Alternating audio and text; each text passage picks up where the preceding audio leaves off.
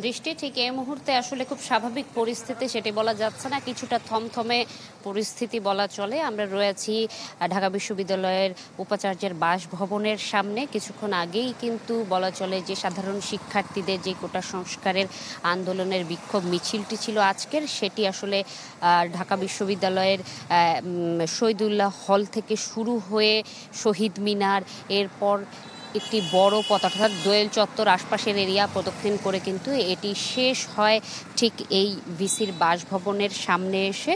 এবং শিক্ষার্থীরা কিন্তু এখানে বসে বেশ কিছু স্লোগানও দেন এবং স্লোগান দেওয়ার একটা পর্যায়ে গিয়ে আইনশৃঙ্খলা বাহিনীর হস্তক্ষেপে তারা কিন্তু তাদের শেষ সময়ের যেই আগামীর কর্মসূচি সেটি ঘোষণা করে তারা তাদের হলে এবং বাড়ি ফিরে যায়। নগদের কাছে সব গ্রাহকই প্রিয়, তাই তো সারা দেশে ক্যাশ আউট চার্জ সবচেয়ে কম। একটি বিষয় জেনে রাখি, আগামীকালে তাদের কর্মসূচি সেটি তারা যেটি জানিয়েছেন যে আগামীকাল যেহেতু একটি ধর্মীয় আনুষ্ঠানিকতা রয়েছে, যার কারণে আগামীকাল কর্মসূচি বন্ধ থাকছে।